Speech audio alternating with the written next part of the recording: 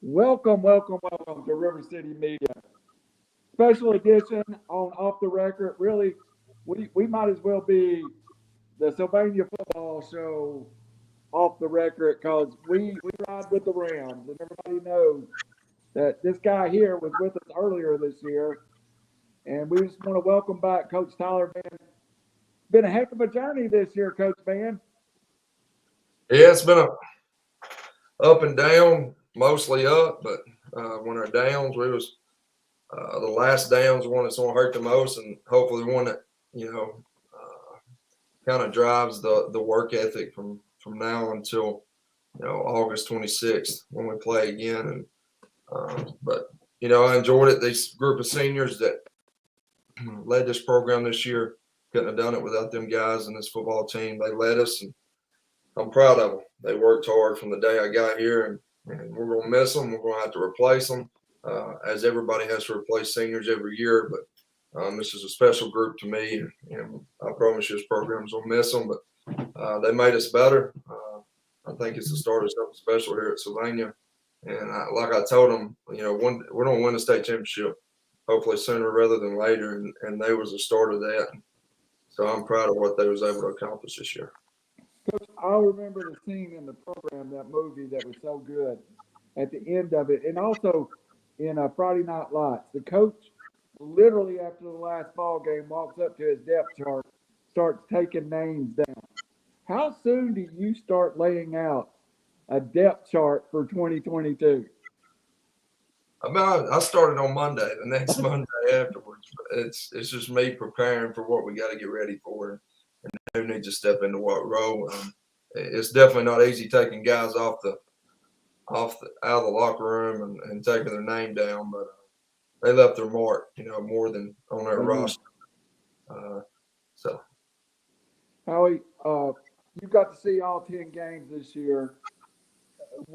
What would you ask, Coach? What's the difference between Week 1 and Week 11? What did you see that you would ask Coach the difference in the team? He just the team just seemed like it built confidence throughout the year. You start off down 14-0 against Sachs after I think 4 minutes, and from that point on, it's odd to say, but it just seemed like they built confidence from there on. I agree. That game opening drive, we threw a pick six there on the ball that it was a little bit overthrown, a little high, and maybe four could have caught it. I don't know. They argue about that. Them two do. But nonetheless, the ball was intercepted, and it was a pick six. And then later, the next drive, we punt it. They score, and then we actually go down 21-0. The next drive, we break a long run, get inside the 10-yard line, and we fumble the football. They get it. We hold them to a 3rd and 12, and snaps roll back there for Sachs. Sachs quarterback does a good job of scrambling, and they throw it over our head for a 70-yard touchdown, put them up 21-0. But from that point on, it's something that any coach wants to say. They just fall, and it's something we talked about in the weight room all summer. Like you have to just keep fighting. It doesn't matter what the last play happened, and I told them that all year. It's in the play-by-play. That was one of our sayings. It's in the past, you throw an interception, you can't change it. You fumble the ball, you can't change it. You make a great play, you can't. It's over. It's about the next play. And I thought our guys did a good job of that game, and I think it just kind of showed the identity of this football team. They just kept fighting. It didn't matter the circumstance. It sounds like you've got something. I'm sorry about that, Randall. It seems like you got something. When I was helping coach and everything, or doing some coaching, I call it the M&Ms. If you mess up, make up for it. Right. You gotta instill that in the player's head that, hey, if you mess up, it ain't the end of the world. You gotta live to see another day. So make up for that play. Right. And that's that. I think you're right on that, because I try to instill confidence in the players. Like, I'm going to get onto them. I'm going to correct them. And at the end of the day, I want them to believe they can do it. And I don't want them in the middle of the game looking over their shoulder going, how bad is Coach Vann about to ring me out for what I did? I want them to understand that, yeah, I may be mad, I'm going to get on to you, but I believe you're going to make the next play. I know you're going to make the next one. Just don't worry about the last one because you can't change it. It's over with. So. Yeah. Coach, before we get off of this, we don't want to spend the whole night on one game. I've heard different philosophies from Coach. We know that I'm the voice of Sequatchie County. We open up with South Pittsburgh every year. And I feel like our kids, even though South Pittsburgh, traditional state finalists, I think our kids a lot of times come out with some confidence by lying it. It's not going to get no tougher than this. Do you think your kids, even after being down 21-0, learn something about, hey, we can play with anybody in the second half of that game? I think that was the start of it. I do. I think that was the beginning of believing in themselves, knowing that they can play with anybody as long as you just fight every single play. It ain't always about who has the most talent, who's the strongest. Most of the time, it's just about who has the most heart, and then you add strength and you add talent to that. That's when you can become special. But you can't, you don't teach heart. You got to have heart. You got to bring effort. Effort's not something you can, you're not born with. You need to teach yourself to have effort. Like I can't force you to have effort. I can sit you on the sideline, but that's between you and you. And I think our guys done a good job of just pushing each other and getting better every day, every Friday night, and we got better each week. But that was the start of learning who we were. And we opened up with sacks again this year. So, I was on the sideline and being down the 21-0. A lot of teams and a lot of people on the bench would kind of drop their head. I never seen your team drop their head. The further behind you got, the more encouragement that their teammates was giving them. And that's something you don't see a whole lot of. No, and I think that's contribute to these seniors and what they were able to do this year, leading this football team. And Styles Hughes, Brody Smith, Sawyer Hughes. You got Brody Smith and Sawyer Hughes, both captains of the football team. Both going to be on the captain wall in here for as long as I'm here, and hopefully that captain wall continues. But I think it's a contribute to these seniors and how we practice and how we weight lift every day and what we do in the off season. I think it's all contribute to how them seniors lead them every day. Coach, game 2, you score 50 on Sardis. You start getting some things rolling. And then what everybody hated this year, you're 1-1 after that big victory at Sardis. You get a game canceled with COVID. What was, after the win at Sardis, what was that week like not having football for, not a game to prepare for on Friday night? It was pretty – it stunk for the players. We don't like bye weeks, period. I'm one of them. I like to have week 0 off and play 1 through 10. That's how it was when I played in high school anyways. That off week's good sometimes, and with the region we got this year, it'd probably be good to have an off week in there somewhere in the middle of it. But no, that off week we got better. It was about us. I told them we got to get prepared for Fyffe because Fyffe was coming up after that, I believe. And so we just focused on us. So we same schedule, same Monday, same Tuesday, same Wednesday, same Thursday, and we scrimmaged on Friday during athletics. We didn't stay too long, but we try to make it as normal as possible for the week, and we was preparing for Fyffe, to be honest with you. In breaking down that Sardis film, did you get more of your offense in every week? Because you got a short spring, you got a short prep period. Did you feel like as the year went on, you grew your offense a little bit, or did you stay with that base we talk about at the beginning of the season? Yeah, I think that made us better. We grew as the year went on. We was always adding stuff, but also just trying to get better at our base. And I think the biggest thing that changed from week, the week we went over to DAR and played at Jamboree, where a lot of people may be like, "Oh crap!" But I may have been the only one not worried about it. But I think our guys just gained confidence in what we were doing as far as up front, skill wise, and they just become more comfortable in playing in the offense and within the offense. And we had a quarterback who settled in and played good football throughout the year. I threw for 2,200 yards, and they got better up front every week. And I think Sardis game was the beginning of them, but like sacks, they just started getting more comfortable, and it showed throughout the year. All right, Howie, we got into the next game, game 4. Before I sent you a text, Coach, I still think it was one of my better texts of the year, where I talked about the brothers fighting. For Howie and I, we're actually in the booth, or he's doing stats, and we're texting scores back and forth. I got more score updates from Fyffe Sylvania than I did the other 9 combined. What a football game it was. And Howie, you saw the game. I'll let you ask the questions, but I felt like that was a huge moment for this football team. You know, with Fyffe coming in, 2-time defending state champions, you get down early. I think he was down 16-0 off the bat. Go back to the bench part there. Most teams been down to a state championship team like that would have their heads down. But when Fyffe scored that second touchdown, went for 2 and got it, they came off the field, your bench was – I don't want to say they erupted, but they're like, all right, guys, we got this. We're kind of got them where we want them at now. And it was like a confidence that I've never saw before with a team that was, that could have easily just folded. Oh, right. And actually, we got the ball first, drove down, went 7-0. Then they went on that 16-0 scoring run where they went up 16-7. So they were 16 unanswered.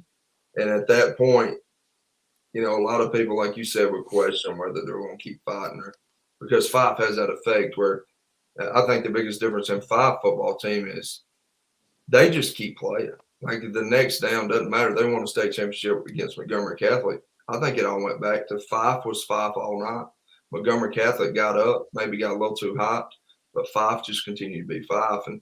And I thought that we just had to continue just to play our football. And we struggled to run the football in that game, and that was the difference. They was able to give us a 5-man block, so we still weren't able to do a lot up front. And I thought, we got better as the year went on, but at that point, Austin Mulligan and Dukes at ends gave us a lot of trouble. We was able to throw it early, and we kind of got them out of some of the cover 3 stuff. And, we had some drop passes. We had some missed cuts. We had some missed blocks. And we had, and they had their miscues too. They didn't play very well either that night. But I thought it was 2 teams that left it all out there, though.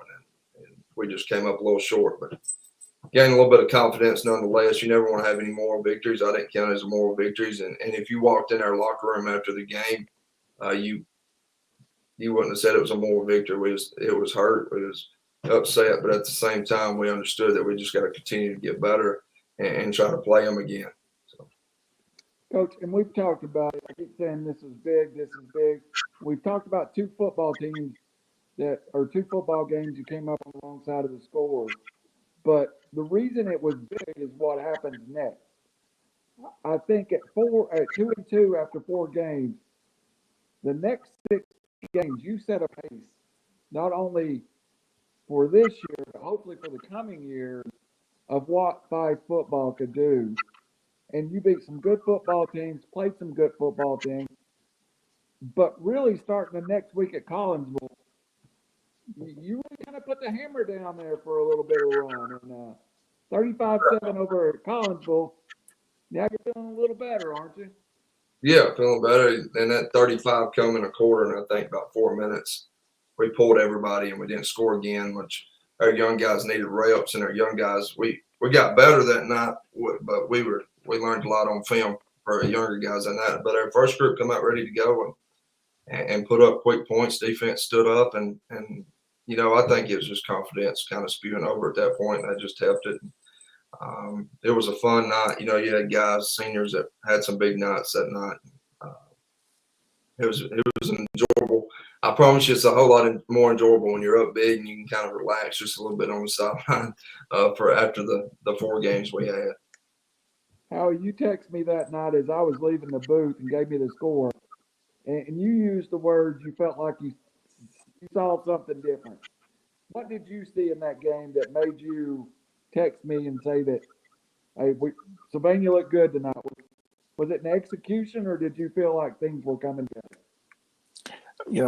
To me, it just seemed like everything started coming together because after that, I know Coach don't want to use the moral victory, but after playing Fyffe as close as they have, it seemed like it just their confidence was right here. Then after the Fyffe game, it seemed like it just went right here.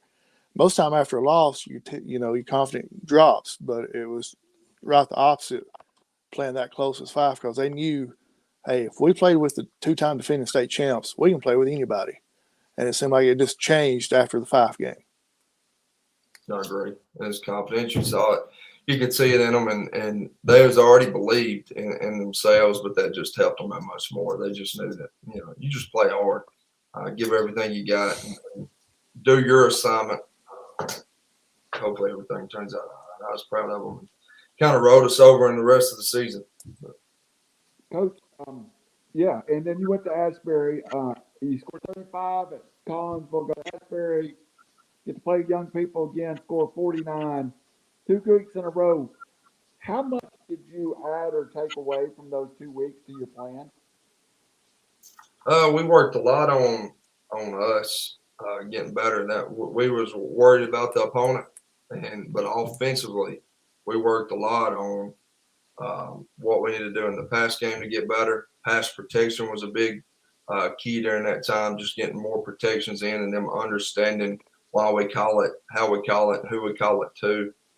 Them 2 weeks was big for that. And then just getting the running game going because we was able to run the football pretty well against them 2 football teams after struggling to do so against Fyffe. So that was another thing that kind of got our O-line confidence, got our pass pro confidence, O-line all together, quarterback calling out pass protection, all that. And then on defense, just preparing. We had prepared the same for Asbury and Collinsville, but we took strides, I thought, focused on tackling on defense because we kind of struggled with that. Sacks, not Fyffe. I thought we tackled well against Fyffe. Let's go back to the Asbury and Collinsville games for a second. You got big leads and you was able to rest your starters, but get them some reps as well. How big of an effect do you think that, took as far as because you're fixing to hit the hard part of your schedule where they're going to have to play a lot of games. Did you think that paid off by giving them some reps plus a lot of rest? Yeah, it did. Hey, giving them time off is kind of, you look at it both ways. It kind of hurts you that they didn't get as many reps as they did, but at the same time, it helps you because they got reps and they got to rest, stay healthy, and get ready because we was about to play, what was it, Plainview or Geraldine, Plainview, back-to-back coming up. So it was good to have that rest to get ready for, like you said, the kind of big part of our schedule, not counting, Fyffe. Coach, you took words out of my mouth. The next 2 weeks. Well, first of all, your district, your region it was a tough region. There were good football teams in that region. And one of them that I think maybe everybody don't know how good they were, but I think you and I, how we'd recognize, but the victory over Geraldine really, it got my attention where I went, hold on now, this football team. And then I started texting Howie, and he was like, Geraldine's really good too. That was kind of a proving ground for Sylvania. Right, Geraldine. I was worried about that game, not from the standpoint of, scared to lose, but I was worried about what we was going to have to do to win it, preparing for them because they're a good football team, a well-coached football team. And our guys come out ready. You challenge them. They're going to accept the challenge, and we challenge them on defense to match them physicality-wise because they're a physical football team. They run the ball at you. They throw the ball more than Fyffe throws the ball. So they give you that same type of offense, but they stretch the field with you, so you don't have to be good on the back end as much as you are on the front. And our defense played really well, and our O-line played pretty stinking good that night. We didn't throw it too much. Preston Graham for us, he had a great game for us. That was Preston Darwin at the time, but he had a really good game for us that night. He actually won WQSB Player of the Week that week. Rushed the ball for like 173 or something like that, but we didn't throw it as much. We ran the ball, but 3 did make some big plays in the pass game that kind of we answered. If it was not for special teams during that game, I thought we could have controlled it a little better. It kind of got a little crazy there at times, but it was because we was allowing them to get the ball at the 40. If not, they scored on 1, and I think that was one of the turning points in that football game was we scored, we kicked it off. They returned it for a touchdown. So when they kicked it back off, we scored on the first play. So it was like 3 scoring plays, pretty back to back to back. But that was one of the big turning points in the game, was able to answer that kick return. But we're going to drill special teams a little different next year. That's on my list of things to get better. I can promise you, we've already been meeting on that. But we're going to get better. Interview yourself, because that was my next question. You came over kind of late spring with what the knowledge of being there for this year. You've already said special teams. Is there anything else that you put in your head during the year, mental note? When I get to spring, I'm going to work this until I feel comfortable with it. Special teams is a big one. Pass coverage is another one. How we're going, but that was the biggest one.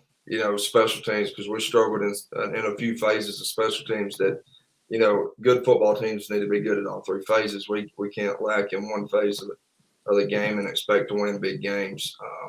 Piedmont Game, we gave up a punt return for a touchdown. It hurt us all year. Our defense was defending 50 yards rather than 75 yards, because I felt like if we was defending 75 yards all year, would have been real tough to beat against anybody, because our defense was pretty good, especially up front. I think that's going to be the same next year. I think we're going to be good up front.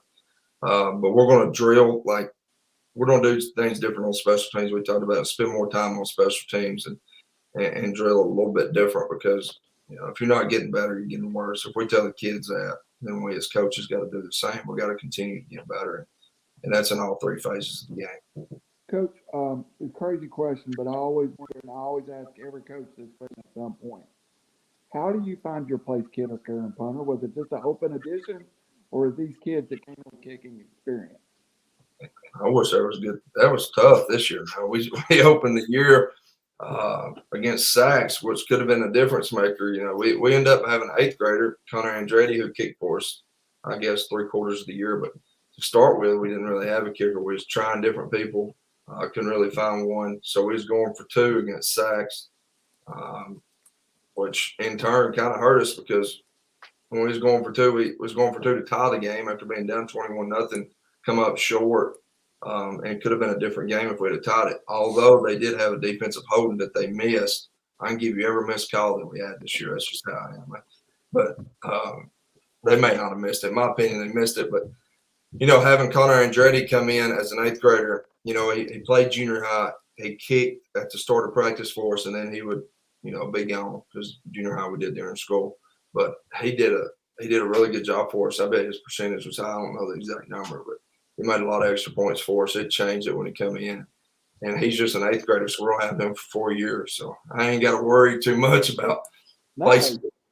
Is he going to be your punter too, or do you know yet?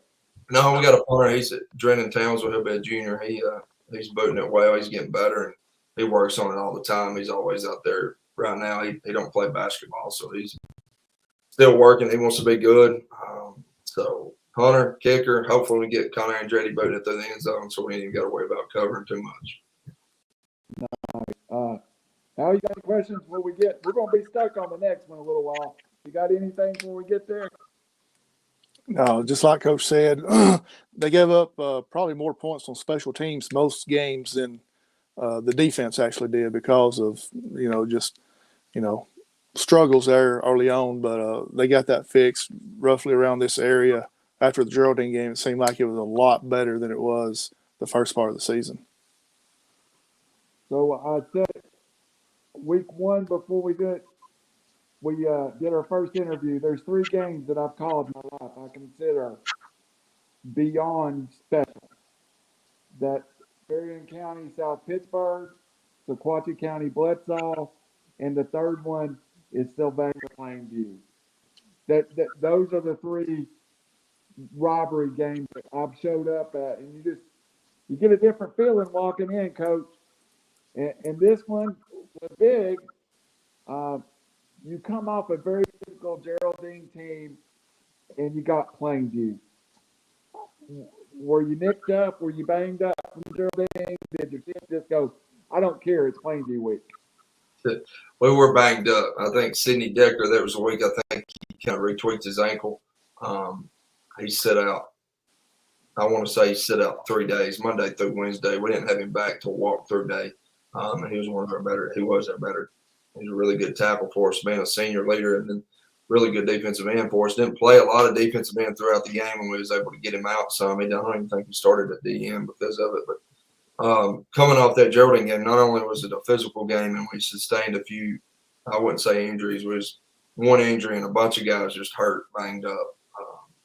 And being a big win, us as a team and coaching staff knew how big of a win that was for us. And so it was reel that back in, and gladly it was Plainview that week. It wasn't hard to reel them back in for Plainview because, that's Sylvania and Plainview. We want to beat them every chance we can, and they have a good coaching staff. Coach Ledbetter does a really good job over there. So that's a huge win for us.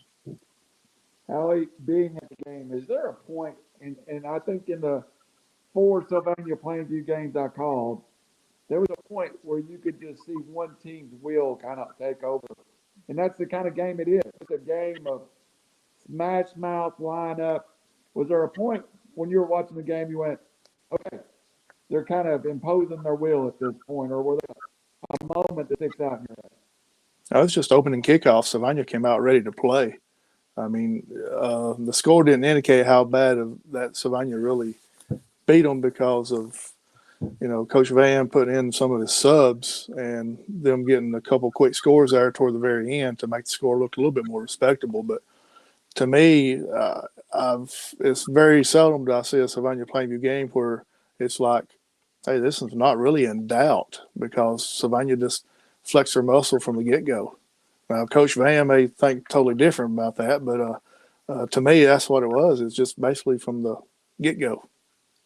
Yeah, we coming off, like I said, coming off that Geraldine game, which is a big win. We come into Plainview that Friday night. I think from opening kickoff, I talked to you about our special team struggles. We tackled them, I think, first time finally around the 25, thank goodness. So, and then we was able to get a stop after a first down or two, and then offensively we was able to get going a little bit early and take advantage on the back end of things. We threw the ball well that night, and then it kind of opened up the run game. And 2-6 or Styles Hughes, sorry, I don't know the numbers.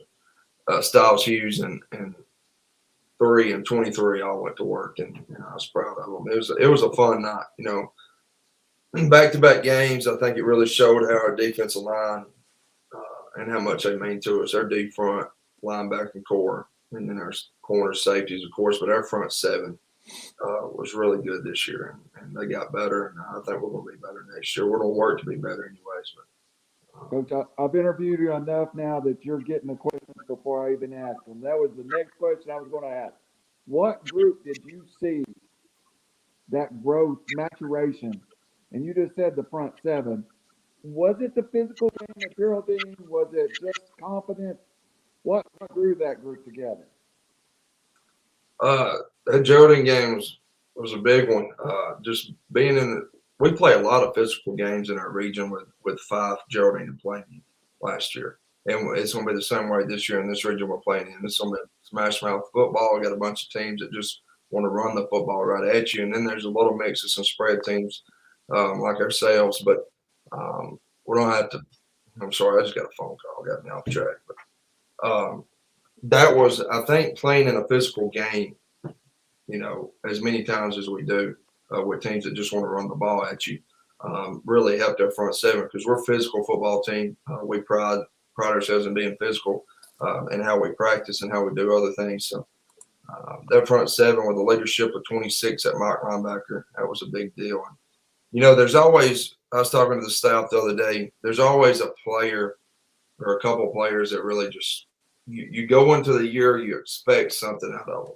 But they kind of overstep your expectations as a kid. Like there's always that kid that kind of goes above and beyond of what you thought he could do, and he helps his team. And that guy this year for us was Leo Kirby. That dude, he played well for us. He played Sam for us some, and read real well, tackled better than we thought he was going to tackle, and he just continued to get better. And he's going to be a vital part of our defense the next 2 years, and I'm proud of him. He's just one of a few, but that front seven, that's really what brought us all together, really. Leo being what we didn't think he could, being that young, and really getting as many snaps as he did he didn't get many snaps as a freshman the year before I got here, so he was getting a lot more snaps than he had in a varsity game. But he stepped up, and I was proud of him. That's one of the things you talked about before the week, or week one, was how young your defense was.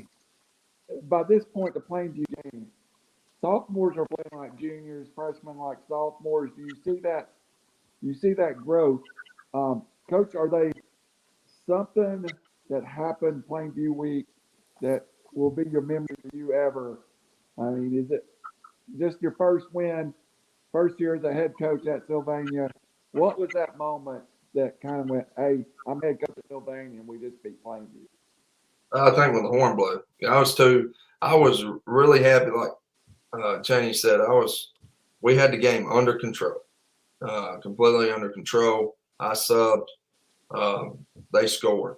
And, I had some guys subbed on offense, and we ensued to fumble the football, which was Coach Vann's fault probably, because I told the running back as he went out there, it's like they say, you ain't supposed to tell a pitcher, hey, don't throw it inside right here. The dude can hit an inside fastball. I told him don't fumble, and then he fumbled. So it's probably Coach Vann's fault he did that. I just want him to hold on the football. But then they turned around and scored again, and we was able to get the onside kick. But that kind of took a little bit out of it. But guess what? We still won. We still beat Plainview, and it's always a good day when you can find a way to beat Plainview. Coach, that's great. I mean, sorry to interrupt you, but you said something right there. You didn't react till the horn went off. How about the kids? What was the locker room like? I mean, it's nuts. Just nuts. Nuts. Locker room's fun after every win, but after big wins like Geraldine and Plainview, it's a little bit more special. Yeah. Well, Coach, there's one more question. We'll move on. I got the Times Journal that week, read the article, and I was just wondering why your stats are always right, but the Times Journal gets them wrong every week. I don't know. They added some. Wasn't that the week they added some yards? Yeah, that's the week they had more yards. Hey, I don't call him correctly when they add more. If it's short, I'm gonna call him or email them and tell them. It's funny because I normally just share. Cheney will email me the stats, and then I have all their emails saved, newspapers, and I just copy and paste them and send them as soon as I get them, so I ain't got to worry about it. So I don't know. I guess they was actually at that game and did their own stats and added a few yards for us. I guess I don't know. They may want to take a shot at Plainview. I don't know. Man, you won't believe how many times I added and added and added, trying to figure out how they come up with that number, and I still can't come up with that number. He called me and sent it. It was telling me what was on his short sheet, like I could figure it out. I had no clue. I didn't even see it. I think it was Brody Smith's number, passing yards, was what was wrong. I think it was. And I think they was counting. We did a reverse pass, and I don't know. I think they was counting one of them reverse passes as a Sawyer threw it, not Brody. I don't know. That may have been in there. I didn't ask. I just let it roll. Just let it roll. They're more than Cheney. That's good. So Cheney, I've always told Howie, if a kid gets with 990 yards, find 10 yards somewhere. Get him a time before the year is over with. So that's the thing. I was trying my best to find Brody those extra yards to make it right on my end, but I still couldn't do it. Right. Coach, after two big emotional wins like that, don't get any easier. East Limestone. I mean, boy, when you look at that schedule early in the year, you were like Geraldine, Plainview, East Limestone. I'm going to make sure I break this up next year. And I think you played at the spot too after those two big wins. Big win at East Limestone in a game that we fought from behind and then actually took control of it in the fourth quarter. After being inside the 5 and late in the third quarter not scoring. It was probably the worst our defensive front has played. We were without 23, Preston Darwin, who started for us at outside backer most of the year. We were without him, and then Sawyer Hughes, our best, senior wideout, he goes out. I think second offensive play, maybe in the first, with a concussion. So we're without two of our leaders. to our dudes on defense, and we wasn't. Still don't give them an excuse not to be lined up right on defense. We wasn't bumping when we were supposed to bump to the formation they was giving us, and they was taking advantage of it. When we finally got some of that fixed, we was able second half. I don't think they scored second half. After we were able to get some things fixed at halftime and adjust up front on O-line at halftime. But I promise you, we did not play very pretty the first half, and the second half kind of changed. Even though it wasn't playing and executing the correct way, our guys were still playing hard.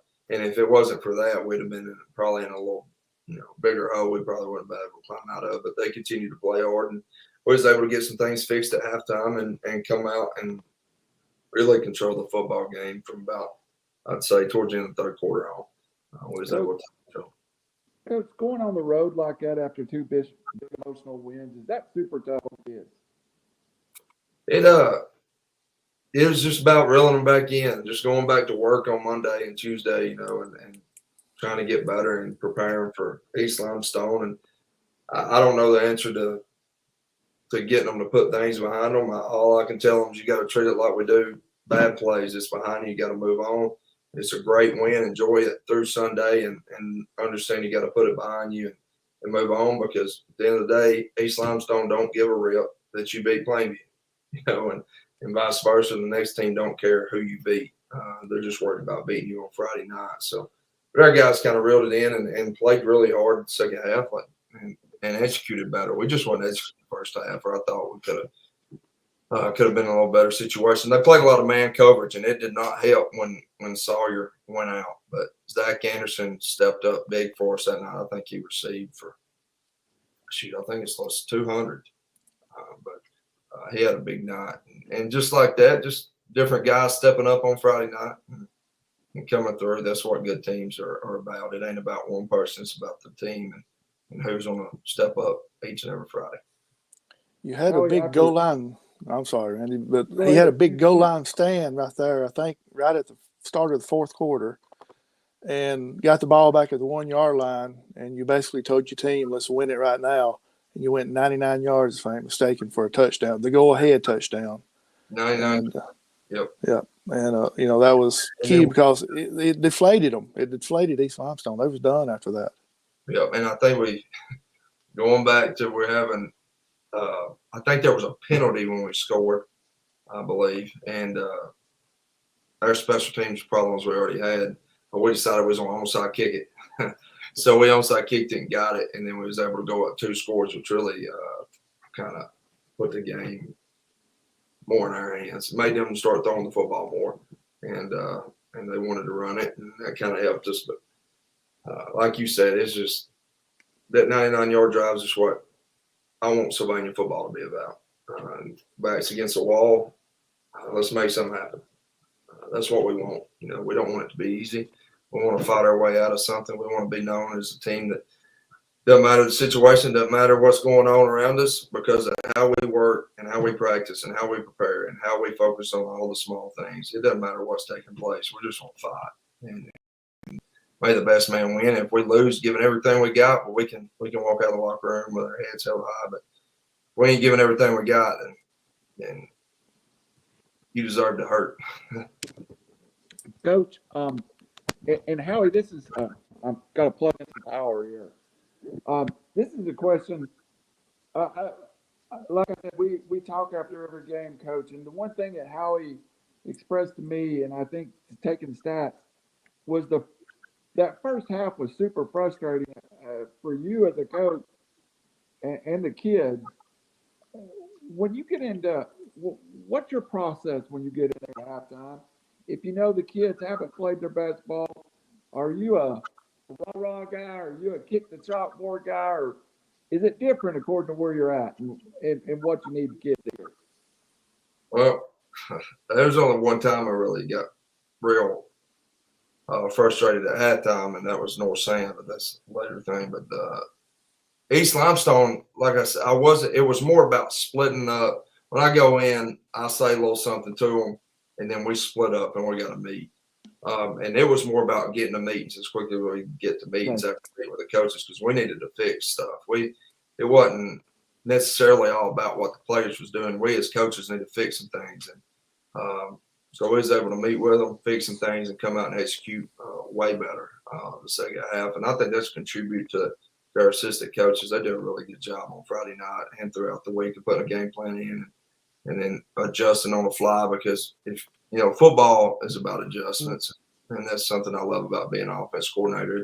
They're going to adjust to stop something, then you need to checkmate, so to speak. You need to make your move and then make them change. So it's about adjustments, and that's something I love about the game, and that's something that I try to focus on at halftime. Now, if you're not giving effort, I'll let them know about it at halftime if I don't think we're giving everything we got. All right, Coach. Then we're going to talk about Week 10 now. Return home for you, and We played them at Sylvania. At Sylvania, but still yet. It is. What was the emotions for you like that week? I just wanted to win. I just, get better, get ready for the playoffs. Focus on us. We had some guys banged up a little bit that rested Monday and a little bit on Tuesday, but it was about just getting better at us and continue to take a step forward. We're playing a spread team, which is going to help us going into the playoffs. Didn't know it was going to be helping us playing Piedmont. Didn't know we was playing Piedmont, but I did know we was going to play some spread teams in the playoffs, and this is going to be a good look for us. So we had been a few games without playing the spread look, so I thought it was a good schedule for us having Northside Mountain come to us. Northside Mountain was really good up front, and I knew that coming in, and I tried to stress that to the guys. Don't look at their record. They're a really good football team up front. Bearden can catch the football. Keller's throwing the ball well. Like, we can't take them lightly. We got to be ready to play a game of football, or we're going to mess around, and you could give them a game. And, so it didn't start out real well, Randall, but we fixed it, I think, at halftime. Kind of come out second half a lot better.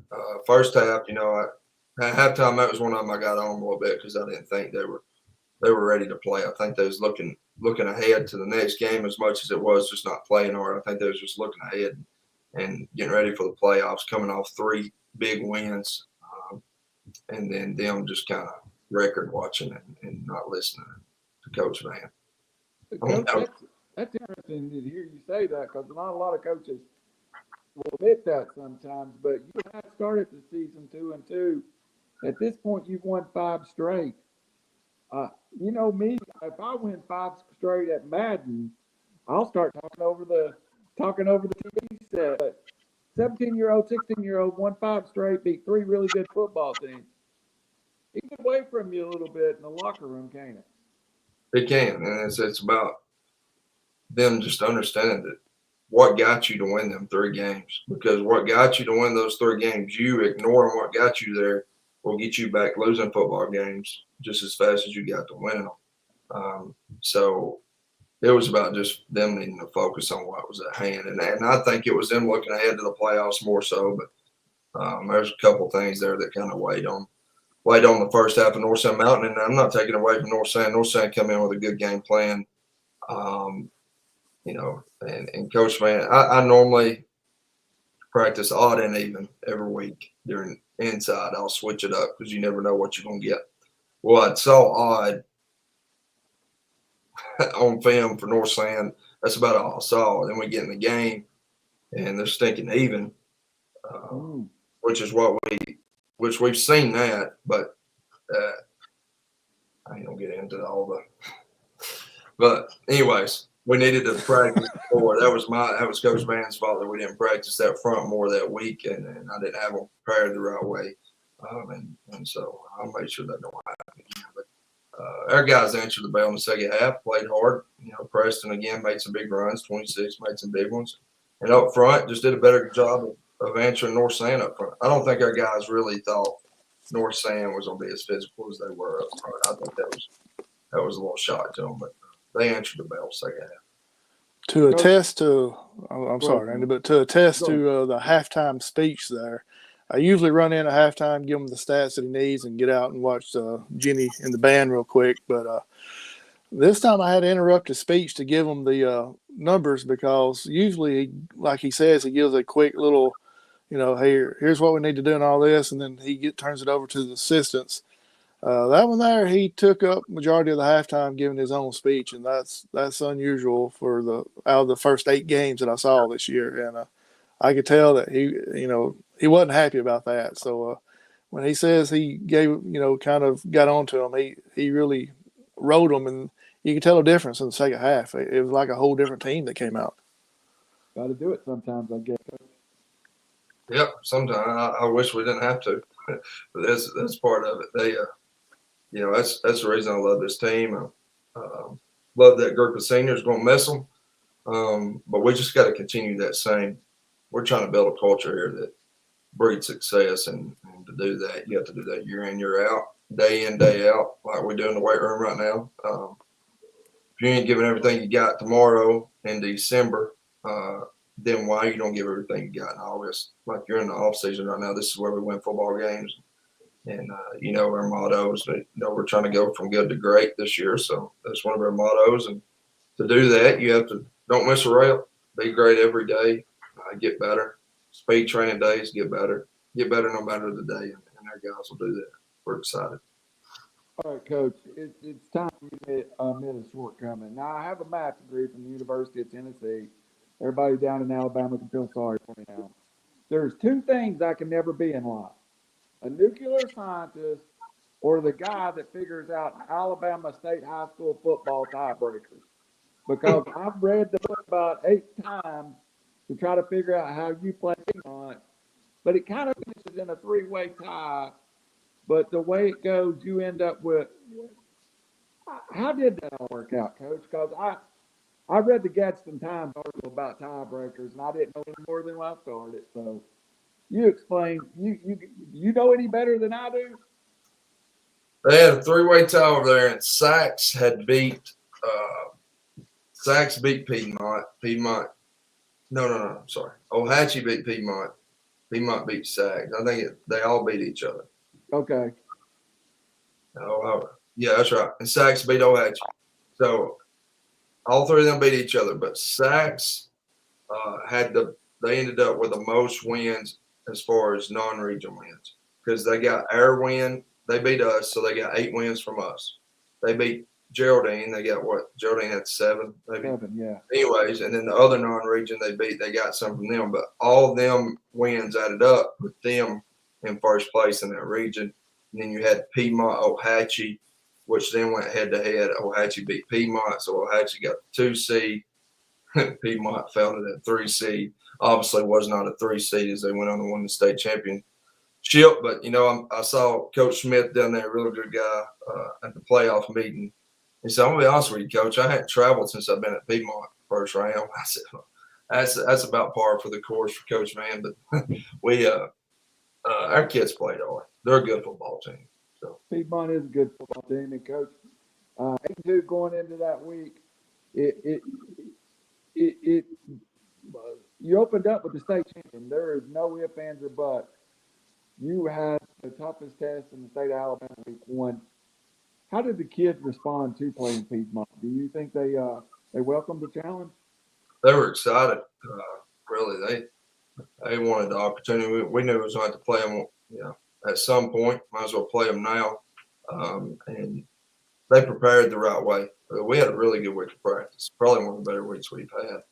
And we didn't make enough plays. They did a little bit, they did some things different on the back end than we thought they was going to do. We adjusted, but at the end of the day, they won up front. We didn't, and that's just part of it. You're going to lose games, but I thought our guys executed pretty well. We just got to get stronger.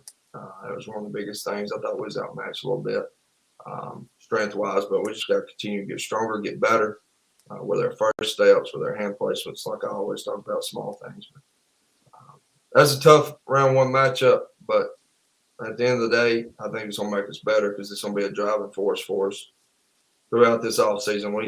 That locker room was hurt, not only the seniors but freshmen up, and they don't want to feel that way again. So we're on the road to Auburn, as we talk about every week. We're on the road state championships in Auburn next year. That's our road. So every day is about getting there. every day is about winning a region championship. We played Piedmont this year, week 2. So, we're excited about the opportunity. So just about getting better. It's like I told them, we lost, I think, like 20 points. We got to get 21 points better this year. Get 21 points better. Let's get 21 points better and see where we end up. And I'm excited about the future of this program, and I'm excited about next year's. Al, you got any thoughts for just overall season? Yeah, as far as the Piedmont game, real quick, it seemed like they had the biggest offensive line you went against all season long, and that was a huge difference. Yes, they and they were better up front in person than I thought they were going to be. But they played some really good teams. They played Alexandria, they played Jacksonville, they played who else they opened the year with? I got all the fans. They played some really good football teams throughout the year, including Sags, Ohatchee, that entire region. So when you get film, they're playing against really good football teams. And so they got to see good football teams week in, week out. And that's something we're going to be able to see the next 2 years is good football teams week in, week out. I think it'll make us a better football team in the playoffs in the future. So. Coach, we said 45 minutes. We're there, but I do want to ask you a couple of questions. If you got just a second,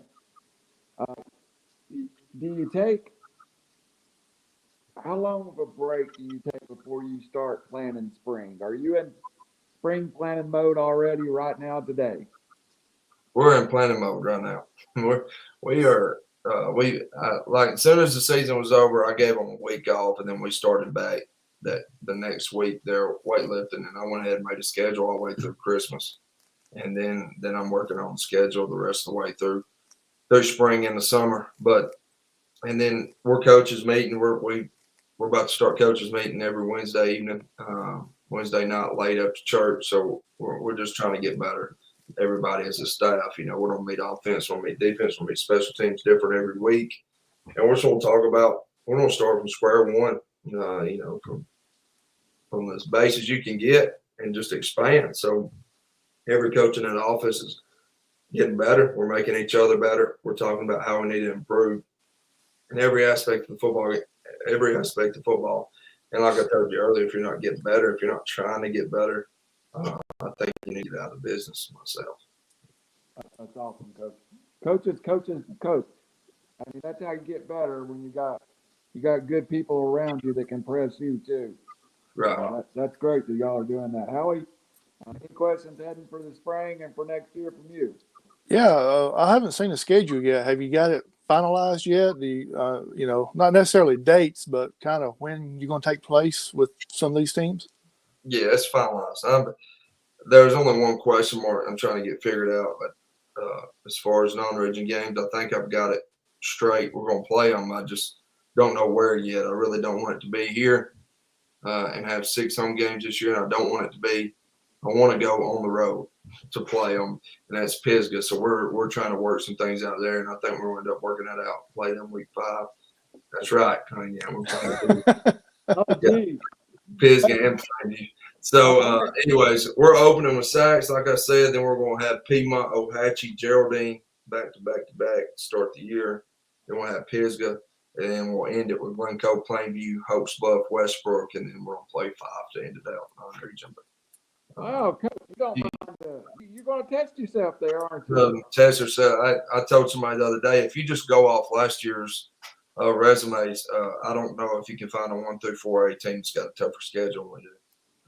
Top to bottom, including non-region. I mean, you got Stacks won a region championship, Pisgah won a region championship, Fyffe won a region championship, Piedmont won a state championship, Ohatchee made the quarters, Geraldine, was Geraldine. They're a good football team. So let's go, right? Let's go. Let's go. Coach, last question from my side. How are you going to go? Anything you're doing this spring for fundraising, or are we waiting on Bean Fest next year, or do you have anything we're going to do during the spring? Well, we're trying to get a fishing tournament together, which will take place, I think, in April. At sometime in April, we're trying to get that together, and then we'll be rolling into Shrimp Bowl and Wing Fest later in the year, and we're actually doing a $10,000 drawing here coming up. So if y'all want to buy a ticket, they're only $100 a pop. you want a chance to win $10,000, y'all just let me know. We don't actually have that at Buena Vista in February, so we're going to start selling them here. Start of January, selling the tickets. So we don't do it all at Lamone's. I'm sorry, not Buena Vista. That's Scottsboro, but Lamone's in Henniger. So that's where we're going to do it at. So y'all are welcome to buy one and get it out there that we're selling. We'll take your $100 right now for your chance to win $10,000. We don't hand out more than $10,000.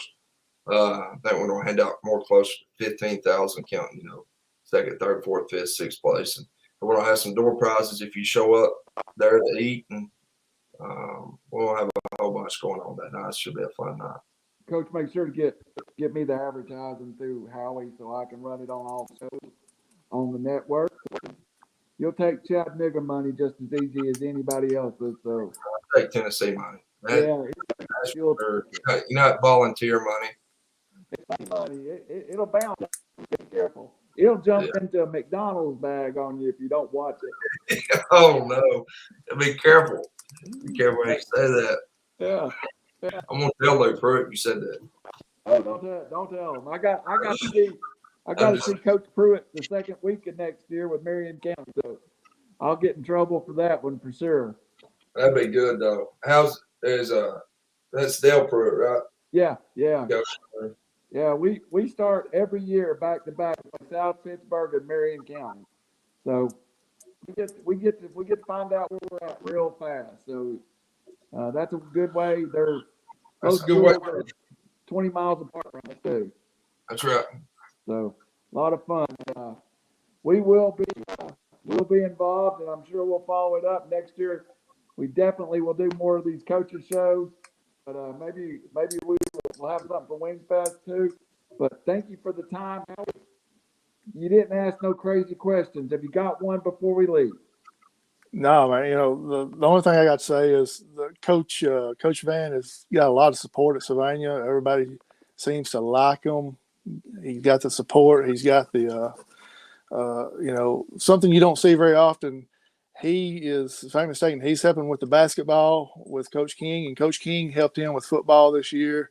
You don't see very many schools where the football and basketball coaches actually help each other like they have. And, my hat's off to y'all being able to work together like that. It means a lot, not just to the community, but to the kids too, seeing that y'all are not against each other. Right. Yeah. We at Sylvania, especially, how it is.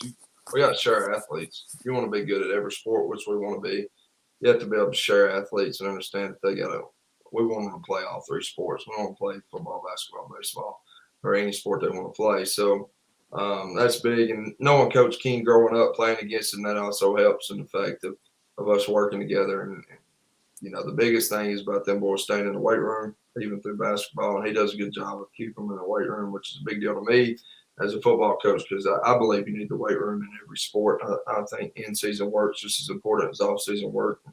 And they're staying in there during the in-season, which is important to me. And I'm glad he's here. I'm glad he's doing a good job with them. And they're getting better every week. I had an opportunity to beat section the other night, and they're getting better and better. So I'm excited about what he's doing with the basketball program. And like you was talking about the community, I love this community. I enjoy being here, and my wife both, and hope we continue to win so everybody still enjoys us being here. No, I'm joking. It's like I tell everybody, if we lose a game, it ain't a lack of effort, and it ain't a lack of us doing everything we can to win the football game. And I think that's every coaches would say that. We give everything we got. We're going to continue to do so, and even in this region, we just got to keep getting better. And we're excited. The players are excited. You'd think when they saw the region, they'd be a little bit, oh no, but all they've had to say is good things. They're ready to go. They're ready to get to work. So it makes me even more pumped and ready for it. So you're off the cycle of Tennessee. You just got redistricted, region, and it is a monster region now. So were you surprised, or any shots in there to you? I was surprised at the region we got. We'd actually already started a group message with the region we thought we was going to get, and this was completely opposite of what we thought was going to happen. But it's a tough schedule. It's going to make us better, and I think it's going to make us a better football program. and some natural rivals there that's in your region. Yes, yeah, we're still keeping that Geraldine Plainview, and we added the Eaglets on there. The Eaglets, Pisgah Eagles, week 5, and hey, that'll be a fun one, and hopefully we go over there. They're going to be a good football team. They'll be a well-coached football team, and we should both make a lot of money doing it. They've been looking for this group coming up for a while, and they're excited to play us. I'm sure they know they're going to be good, and I still don't like Pisgah. I like some of the coaches at Pisgah, though. They do a really good job. I think no matter who Squatchy plays that week, I'm gonna have a stomach virus because I think I'm gonna have to go to Alabama to get it. You need to go up there because they mess around and beat us. I will put you on there. They're a good football team. I mean, seriously, I think that's one of the games you look at their schedule and go, man, we should win that one. But they're a really good football team. No joke. They're going to be good. They won a region last year, and they do a really good job coaching them. And they got some athletes, and they got a kid that can throw to them.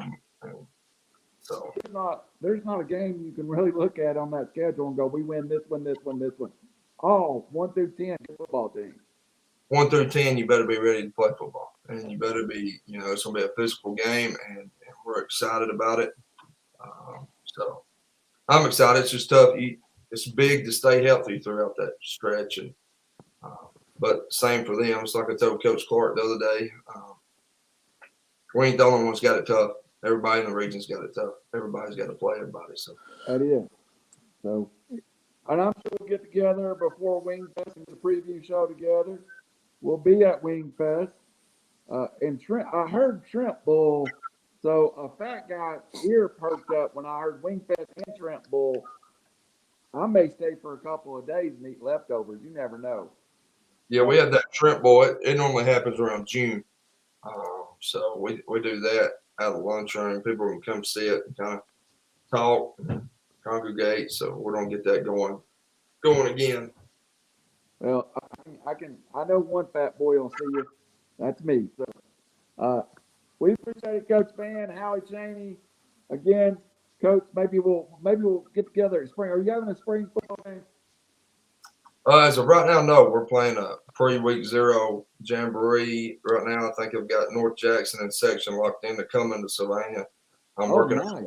I got one more possible coming to Sylvania. That's pre-week 0 jamboree. So my plan is to play a jamboree, take week 0 off, and get ready for Saxon and let's roll. So we're gonna probably end up playing North Jackson and somebody else that jamboree. So get ready for the season. So I think as of right now, we're not gonna do a spring. I may change my mind in January, but as of right this second, we're gonna take spring off, and we're gonna do some things without helmets, but we ain't gonna strap it up or anything. I know what we got, and it's just about getting better. I'll be honest with you, we don't retain a lot from March or whenever we go through spring, May there to August.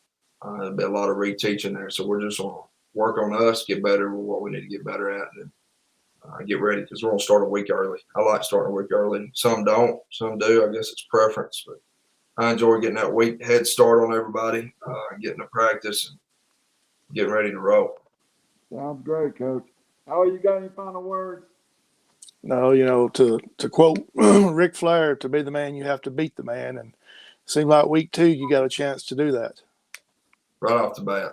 Yeah, that's what we're working towards. We have that opportunity to set ourselves up for being the team to beat in the region right off the bat. And that's our goal. That's what we're going to try to do against a real good, well-coached football team. Coach Smith's a really good football coach. And I think a lot about what he's done down there at Piedmont, and there ain't a lot that do it better than he does. So I have the opportunity to coach against him again for the second time is awesome, and hopefully we just come out on the other side of it this time. So. Any uniform change, or is this a off-year cycle for inventory uniform?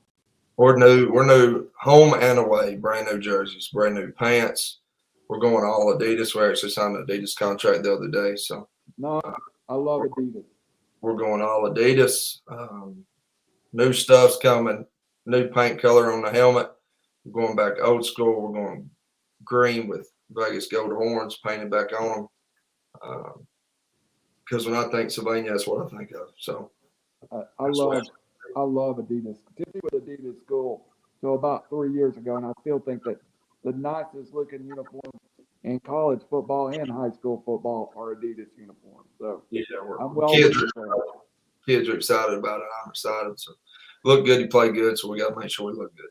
Coach, just make sure those away jerseys the numbers are able for an old fat guy to be able to read them from across the field, because it was kind of hard to see who was doing what this past year. Well, there'll be shiny numbers, I promise you. Stats may look a little bit better this year than if he can see them. You may want to upgrade that stat. I get them Times Journal stats, you know what I'm saying? There you go. And then next year, I think we may add a alternate in. I like that onyx gray, but I might have to. That's nice. I don't think black would go over too well in Sylvania, Alabama, but the onyx gray will look good. They don't. I mentioned getting black uniforms this past year, and I kind of got shot down by some people. We don't. I said, all right, then. We'll get onyx gray one day then. I like them both. We got to keep changing colors in Knoxville so we can sell different jerseys. We got to raise. We're paying about 5 buyouts right now, so we got to raise. We got to raise money to pay off the buyouts. So. I like the coach y'all got now. He does a good job on offense. I like what he does. Yeah. I meant to ask you that. We'll get into that one day. But Coach Hoppel is definitely same little different swing for different size of kids, but he's fast and spreads them out everywhere. That's for sure. He does. It's fun to watch this year. Yep. All right, guys. For Highway Chain, the Coach Vann, this has been. I'm going to give it a name, the Sylvania Ram Football Report.